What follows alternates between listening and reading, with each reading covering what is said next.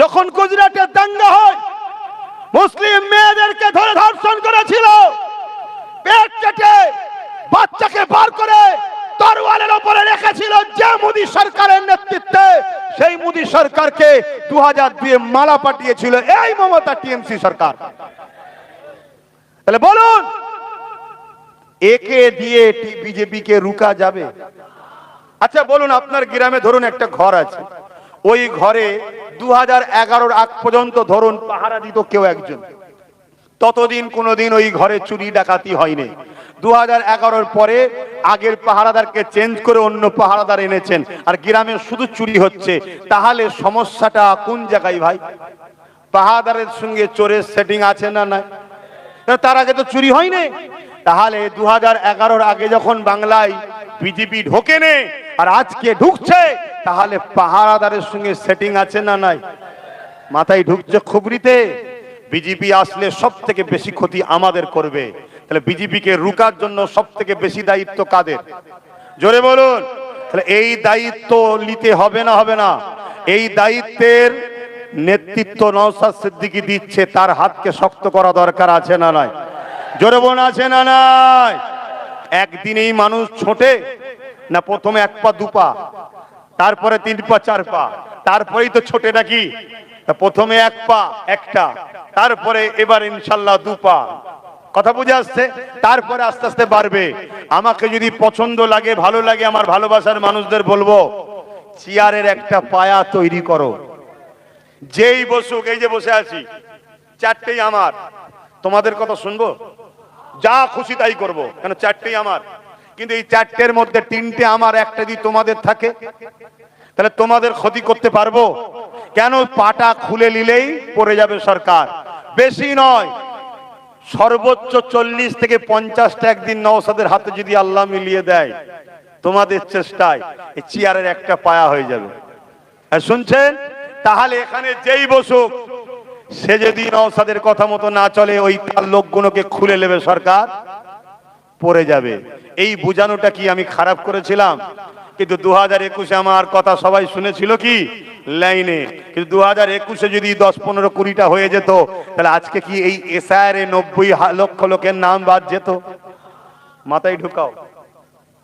2021-এ যদি আজকে এই কথাগুলো শুনে নিত, তাহলে ওয়াকফকে নিয়ে এই সমস্যায় পড়তে হতো। অতএব কালকে ভোটের পরে এই 90,000 লোক নিয়ে কি হবে? নাম আদৌ তুলবে না তুলবে না? অপর দিকে তো ভয়, অনেকে বলছে ক্যাম্পে পাঠিয়ে দেবে, অনেকে বলছে পাসপোর্ট বন্ধ করে দেবে, বলছে না বলেনি? এখন কি হবে কোনো ঠিক আছে? কিন্তু এই লোকগুলোকে বাঁচাবার জন্য সেই লোকের পরিবারদের উচিত এমন একজনকে শক্তিশালী করতে হবে, যে বিগত দিন ধরে মানুষের হয়ে একা হয়ে লড়ছে, তার হাতকে শক্ত করা দরকার আছে না নাই? আজকে রাজ্য সরকার এসে বলবে আমাকে দাও, 100% কথা দিচ্ছি নাম তুলে দেবো। তুই থাকাকালীনই তো শেয়ার হয়েছে, তোরই তো অফিসার শেয়ার করেছে, তোরই ভিডিও, তোরই বিএলও, তোরই লোকেরা, ঠিক তো নাকি? নিশ্চয়ই নামের কিছু গন্ডগোল করে দিয়েছে ভেতরে ভেতরে, তাই তো গন্ডগোল হয়ে গেছে। নাই আমার উঠলো, এর উঠলো, ওরটা উঠলো না কেন? কথা মাথায় ঢুকছে না? ঢোকে নেই।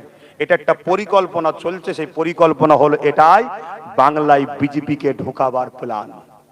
কেন এক একটা বিধানসভায় এমন এমন জায়গা আছে যেখানে 20,000 মুসলমান যদি ভোট না দিতে পারে, বাস বিজেপি এসে যাবে। কথা ঢুকছে মাথায়? এবারে বলবেন তাহলে এটা কখনো রাজ্য সরকার চায়? রাজ্য সরকার যদি না চায়, রাজ্য সরকার আর তার ভাইপোকে জেলে যেতে হবে, জেলে যেতে হবে। তাই ডাইরেক্ট করলে গাদ্দারের খাতায় নাম থাকবে, ইনডাইরেক্ট করে দিচ্ছি যে আমি হেল্প করছি, আপনি করে নেন।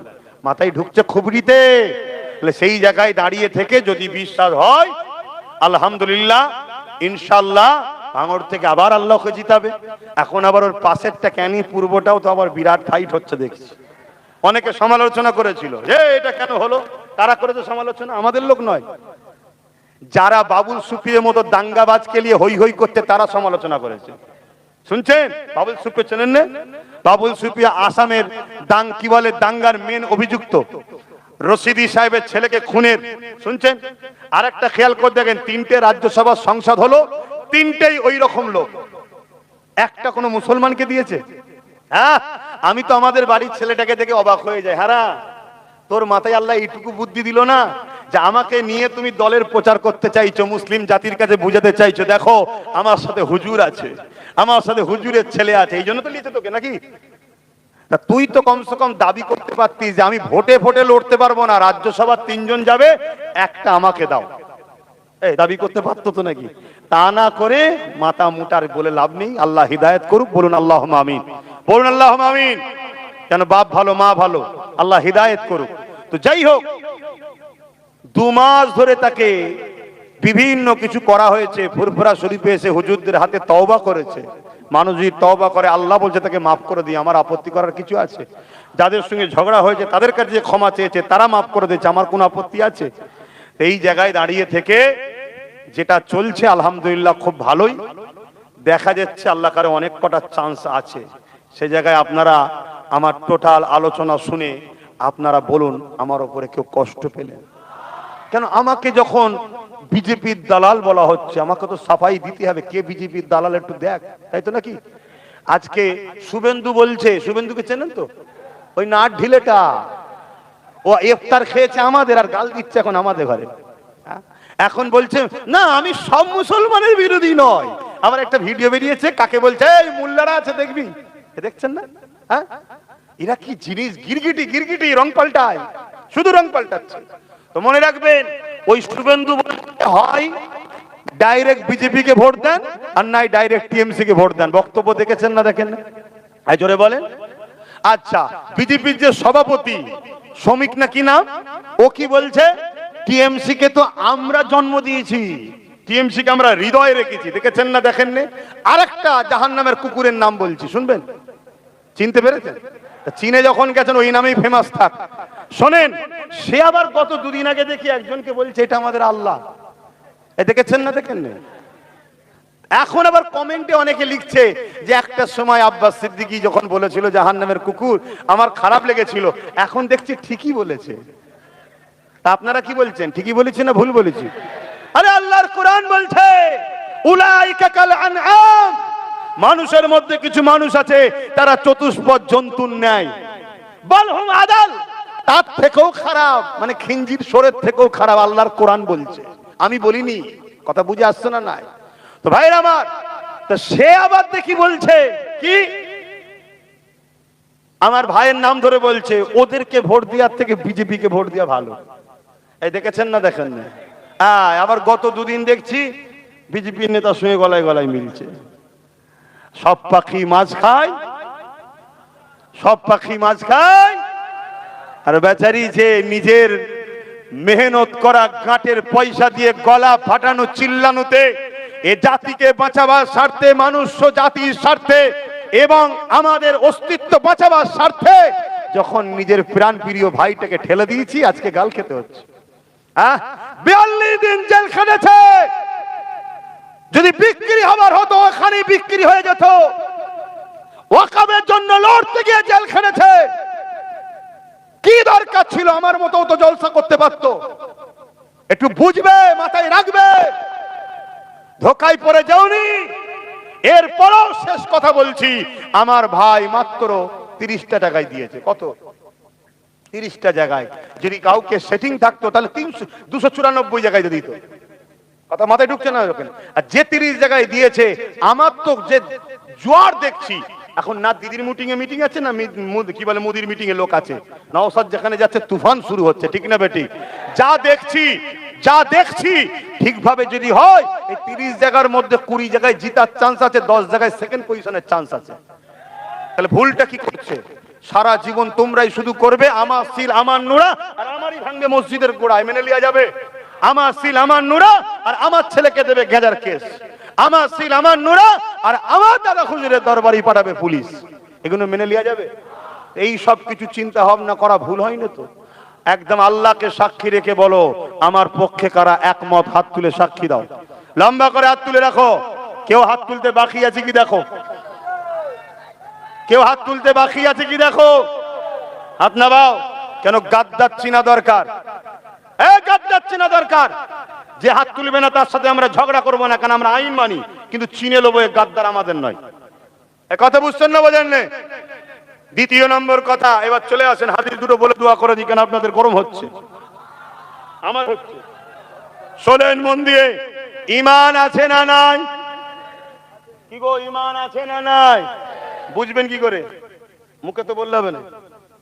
আল্লাহ নবী কিছু নমুনা বলেছে না বলেন? আল্লাহ নবীকে সাহাবারা জিজ্ঞেস করছে, হুজুর ঈমান আছে না নাই বুঝবো কি করে? আল্লাহ নবী বলছে, যখন কোনো অন্যায় কাজ করবে, শুনবেন মন দিয়ে, যখন কোনো অন্যায় কাজ করবে আর কেউ যদি বলে দেয় এটা অন্যায়, শোনার পরে যদি সে অনুতপ্ত হয়, তার মধ্যে একটা অনুশোচন হয় যে হ্যাঁ আমি এটা ভুল করেছি, তার মধ্যে ঈমান আছে। জোরে বলুন সুবহানাল্লাহ। আর ভুলটা ধরাবার পরেও সে যদি হিকারুতি করে, তার মধ্যে ঈমান নাই। কথা শুনছেন? কোরআনের বিরোধী সাথ দিলে ঈমান চলে যাবে। তুমি কোরআনের বিরোধী সাথ দিও না, এ কথা ধরো তোমায় বুঝাচ্ছি। শোনার পরে তুমি হিকারতি করছো, মনে রেখে দিও তোমার মধ্যে ঈমান নেই। আর শোনার পরে যদি মনে হয় যে না না সত্যি তো ভুল হচ্ছে আমাদের, তোমার মধ্যে গুনাহ থাকতে পারে, কিন্তু গুনাহ হয়েছে কিন্তু ঈমানটা এখনো আছে। কথা মাথায় ঢুকলো? রাসূলুল্লাহ দ্বিতীয় হাদিস মুসলিম শরীফ, আল্লাহ নবী বলছেন, শুনছেন? আল্লাহ নবী বলছেন, যার মধ্যে তিনটে নমুনা পাওয়া যাবে তার মধ্যে ঈমান আছে। কটা? জোরে বলুন। এতগুলো মোবাইল হচ্ছে, আপনারাও করছেন অনেকে, এতগুলো কান শুনছে, এতগুলো চোখ দেখছে, তিনটে নমুনা যার মধ্যে পাওয়া যাবে তার মধ্যে ঈমান আছে। যার মধ্যে তিনটে নমুনার কোনোটা নেই তার মধ্যে ঈমান নেই। কি? মুসলিম শরীফের হাদিস, অন্যায় দেখলে হাত দিয়ে রুখবে, যদি হাত দিয়ে রুখতে না পারে দ্বিতীয় নমুনা মুখ দিয়ে প্রতিবাদ করবে, যদি মুখ দিয়ে প্রতিবাদ করতে না পারে অন্তর থেকে ঘৃণা করে দূরে সরে যাবে। এই তিনটের মধ্যে কোনোটা যদি না থাকে তার মধ্যে ঈমান নাই। বলো, কেউ যদি মসজিদ মাদ্রাসা ভাঙে অন্যায় না অন্যায় নয়? কেউ যদি বলে কোরআন শেষ হয়ে যাবে অন্যায় না অন্যায় নয়? এই অন্যায় বিরুদ্ধে মুসলমান, তোমার যদি তিনটের মধ্যে যে কোনো একটা নমুনা না থাকে ঈমান নাই। হয় এদের বিরুদ্ধে হাত দিয়ে লড়তে হবে, যদি হাতে শক্তি না থাকে মুখ দিয়ে প্রতিবাদ করতে হবে, যদি মুখ দিয়ে প্রতিবাদ করার ক্ষমতা না থাকে অন্তর থেকে ঘৃণা করে সরে যেতে হবে। তা না করে তুমি 500,000 নিয়ে সুইচ টিপছো, টেপো, তুমি টেপো। আমার ডিউটি বলে যাওয়া, তুমি পরকালে কবর থেকে বুঝে লিও এবং এদের হাতেই আল্লাহ তোমায় মিটাবে। এটা বুঝে এসেছে? দ্বিতীয় মুসলিম শরীফের হাদিস, আল্লাহ নবী বলছেন, কিছুদিন হলো এই হাদিস গুলো আবার জালিমরাই লোককে শোনাচ্ছিল। দেখো আমাদের ঘরে কি বলছে। আমি যে বেশ ভালোই প্রচার করছে, আর প্রচার করা বন্ধ করে দিয়েছে। আল্লাহ রসুল বলছেন, যাদের কবরের ভয় আছে, ঈমান আছে, তারা আমার কথাকে শুনে সজাগ হবে। হবে না? হবে না? আল্লাহ নবী বলছেন, মিশকাত শরীফের হাদিস, আমার কথা না রাসূলুল্লাহর কথা, মিশকাত শরীফের হাদিস, আল্লাহ নবী বলছেন, কোন মুসলমান যদি জালিমকে, জালিম জানেন তো, যে জুলুম করে, অত্যাচার করে, চুরি করে, ডাকাতি করে, খুন করে, মারপিট করে, মসজিদ মাদ্রাসাকে খতম করে, জালিম না? জালিম নয়? আল্লাহ নবী বলছেন, কোন জালিমকে মুসলমান যদি জালিম জানার পরও শক্তিশালী করার জন্য তার সাথ দেয়, ওই মুসলমান ইসলাম থেকে বেরিয়ে যাবে। যে ইসলাম থেকে বেরিয়ে যায় তার নামাজ, রোজা, দাড়ি, টুপি কিছু কাজে লাগবে? তাহলে কোন মুসলমান জালিমকে শক্তিশালী করার জন্য যদি সাথ দেয়, ওই মুসলমান ইসলাম থেকে বেরিয়ে যাবে। বলুন, ইসলাম থেকে বেরিয়ে যাবে। আপনারা কি ইসলাম থেকে বেরিয়ে যেতে রাজি আছেন? জোরে বলুন। তাহলে বলুন, কেন্দ্র সরকার জালিম না জালিম নয়? রাজ্য সরকার জালিম না জালিম নয়? এরা ওয়াকাফের দুশমন, হাকি না? তাহলে এদেরকে ভোট দিয়া মানে শক্তিশালী করানো না হারানো? শক্তিশালী করা। শক্তিশালী করার জন্য এদেরকে ভোট দেবেন? এবার দেবেন? আজকে বলুন, আপনি ওই ঘরের মধ্যে দেবেন কি দেবেন না? আমি কি দেখছি? আমি দেখতে পাবো?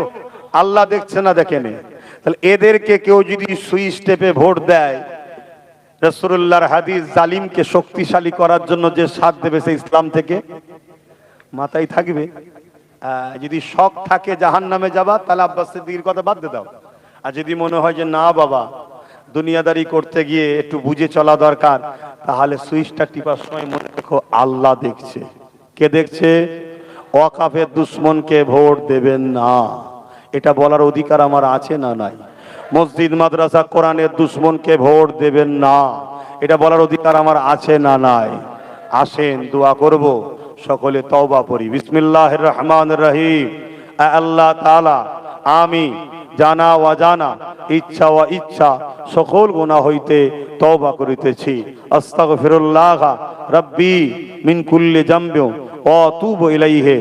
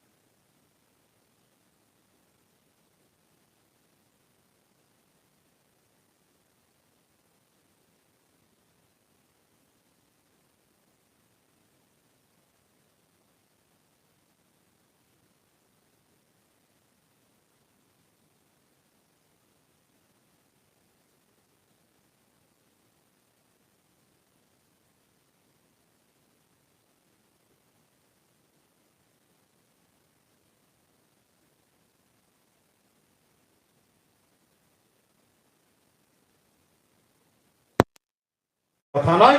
আসেন আল্লাহ দোয়া চাই। আল্লাহুম্মা আমিন। আল্লাহ হাবিবের খাতিরে রহমত করে, মেহেরবানি করে, আল্লাহ রহমত করে, দয়া করে আল্লাহ আমাদের প্রত্যেকের হাত